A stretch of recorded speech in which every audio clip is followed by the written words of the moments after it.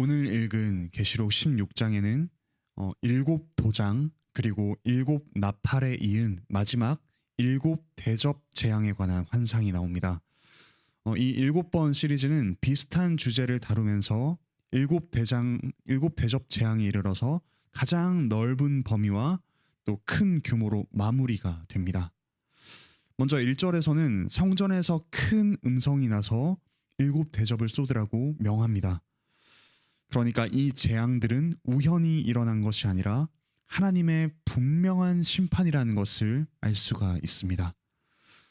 첫 번째 천사가 대접을 땅에 쏟자 이 짐승의 표를 받은 사람들과 또 그 우상에게 경배하는 자들에게 종기가 났습니다.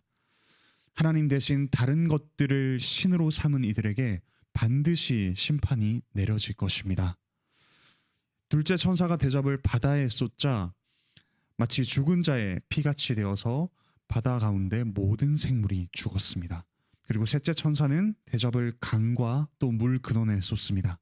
그러자 역시 피가 되었습니다. 이렇게 물이 피가 되는 것은 마치 이집트에 내려진 10가지 재앙을 떠오르게 하는 것 같습니다. 하나님과 그분의 백성을 대적하던 이집트처럼 하나님을 대적하는 모든 이들에게 결국 분명한 심판이 내려질 것이라는 것을 우리가 알 수 있습니다. 그런데 이 재앙이 일어나자 물을 주관하는 천사 그리고 제단이 하나님을 찬양합니다.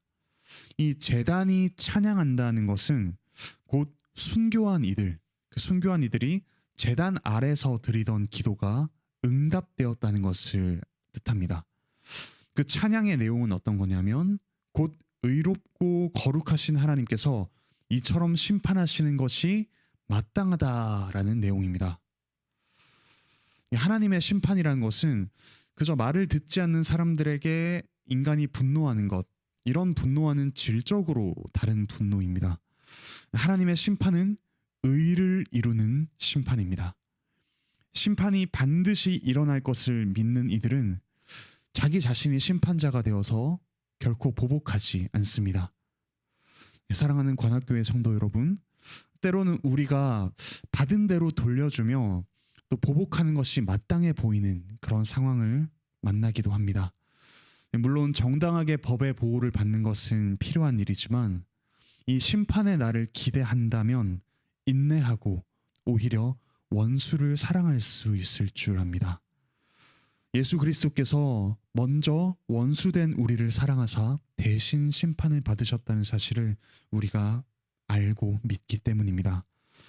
또한 우리는 하나님께서 반드시 심판하셔서 의를 행하실 것이라는 사실을 믿기 때문입니다. 이제 8절에서 넷째 천사가 등장을 해서 대접을 그러니까 태양에 쏟습니다. 원래 태양은 이 사람들에게 빛과 온기를 주면서 또 생명을 자라게 하는 것이었습니다. 하지만 심판의 날에 태양은 사람들을 불태우는 재앙의 도구가 됩니다. 그런데 이 재앙을 당한 이들이 회개하지 않고 오히려 하나님의 이름을 비방하면서 주님께 영광을 돌리지 않습니다. 10절, 11절에서 다섯째 재앙을 당해도 마찬가지입니다. 다섯째 천사가 짐승의 왕좌에 대접을 쏟자 나라가 어두워지며 또 사람들이 고통스러워하면서 자기 혀를 깨뭅니다. 하지만 역시 하나님을 비방하고 자기 죄를 회개하지 않습니다. 이 재앙들은 하나님을 대적하는 자들에게 내려진 것들입니다. 하지만 하나님의 백성인 우리에게도 이 재앙들은 분명한 메시지를 줍니다. 하나님의 심판은 재앙이기도 하지만 또 한편으로는 회복의 기회가 되기도 하기 때문입니다. 우리가 주일에 들은 말씀처럼 우리 삶 가운데 재앙과 같은 어떤 혼란이 일어날 때 우리는 그 혼란을 다시금 우리 죄를 회개하고 하나님을 향하는 기회로 삼아야 할 것입니다. 나니아 연대기라는 아주 좋은 책을 지은 C.S. 루이스라는 작가가 있습니다. 그 작가가 천국과 지옥의 이혼이라는 책에서 아주 흥미로운 말을 했는데요. 이 세상에는 딱 두 종류의 인간밖에 없다라고 이야기를 했습니다. 하나는 하나님께 당신의 뜻이 이루어지이다 라고 말하는 인간이고 다른 한편으로는 하나님의 입에서 끝내 그래 내 뜻대로 되게 해주마 라는 말을 듣고야 마는 인간이라고 합니다. 우리는 첫 번째 부류의 인간이 되어야 할 것입니다. 회개하면서 하나님의 뜻을 받아들이는 사람이 되어야 할 것입니다. 또한 회개하지 않는 이들에게 반드시 심판이 있으리라는 사실, 그 사실을 기억해야 할 것입니다. 이제 12절에서는 여섯째 천사가 등장을 해서 대접을 유브라데 강에 쏟습니다. 그러자 전쟁이 준비가 됩니다. 소위 이 사탄의 삼위일체 또는 악의 삼위일체라고 불리는 용, 짐승, 거짓 선지자가 등장을 하죠. 그리고 이들의 입에서 마치 시끄러운 개구리와 같은 더러운 새 영이 등장을 합니다. 바로 귀신의 영이라고 합니다. 온 천하 왕들을 모아서 하나님과 싸울 준비를 합니다. 그런데 갑자기 예수님께서 등장을 하셔서 15절에서 이렇게 말씀하십니다. 보라, 내가 도둑같이 오리니 누구든지 깨어 자기 옷을 지켜 벌거벗고 다니지 아니하며 자기의 부끄러움을 보이지 아니하는 자는 복이 있도다. 이 심판의 날과 전쟁을 대비하면서 또 주님 오실 날을 대비하면서 우리는 늘 깨어서 주님께 집중하며 우리 행실을 지켜야겠습니다. 이제 17절에서 마지막으로 일곱째 천사가 대접을 공중에 붙습니다. 큰 음성이 나서 되었다라고 이야기합니다. 모든 것이 이루어지고 재앙이 끝이 나죠. 번개와 음성들과 우레소리 또 지진이 일어나서 이 세상을 뒤엎고 성과 섬과 산악이 모두 무너지고 사라집니다. 그리고 무게가 한 달란트, 그러니까 40kg 또는 60kg까지 이르는 그런 무거운 우박들이 하늘에서 떨어집니다. 기존의 악한 모든 것들이 망하고 하나님의 나라가 완전히 임하게 될 것입니다. 사랑하는 관악교회 성도 여러분, 이 심판의 날은 반드시 오게 되어 있습니다. 이 심판은 그저 하나님의 치기 어린 또는 그런 속 좁은 분노가 아니라 이 땅에서 일어난 모든 악을 심판하시는 의를 이루시는 심판일 것입니다.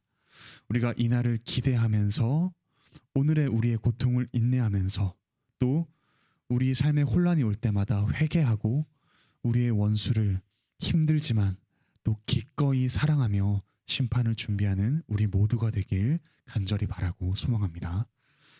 기도드리겠습니다. 하늘에 계신 우리 아버지 하나님, 우리가 보기에 이 세상의 끝은 오지 않을 것 같고 이 세상에서 여전히 득세하는 저 악한 세력은 끝이 나지 않을 것 같습니다. 그러나 하나님께서 우리에게 오늘 말씀을 통해 분명히 알려주셨습니다. 하나님께서 의로운 심판을 행하실 것이라는 사실, 또한 우리가 회개하며 하나님 앞에 늘 옷을 준비하며 우리의 행실을 단정히 함으로 주님 오실 날을 기다려야 되리라는 사실, 그 사실을 우리에게 분명히 알려주셨습니다. 하나님, 우리가 이 심판의 날을 기대하며 또 오늘의 고통을 인내하며 우리의 원수를 기꺼이 사랑할 수 있는 우리 모두가 될 수 있도록, 그 복음의 힘을 우리가 받아 누릴 수 있도록 하나님 우리를 도와주시옵소서. 감사드리며 예수 그리스도의 이름으로 기도드립니다. 아멘. 이 시간 받으신 말씀 기억하시면서 기도하실 텐데요. 특별히 우리 두 가지 기도 제목을 더 놓고 기도하시면 좋겠습니다. 첫 번째로 강원 노회에 30개 교회가 있습니다. 조직교회, 우리 교회처럼 조직교회가 6군데가 있고 또 미조직교회가 23개가 있습니다. 또 기도소가 1개가 있는데 이 강원 노회 30개 교회가 말씀과 기도로 성장할 수 있도록 우리의 형제된 우리 교회를 위해서, 노회를 위해서 함께 기도하시면 좋겠습니다. 또한 두 번째로 교회를 다시 일으켜 세우시겠다는 이 주님의 약속을 믿으면서 우리가 당하는 징계를 달게 받고 회복을 소망할 수 있도록 기도하면 좋겠습니다. 네, 또 제가 좀 덧붙이자면 우리 코로나로 인해서 많이 괴로워하는 이들, 또 우리 코로나에 감염된 우리 성도들을 위해서 함께 회복될 수 있도록 기도하시면 좋겠습니다. 함께 기도하시겠습니다.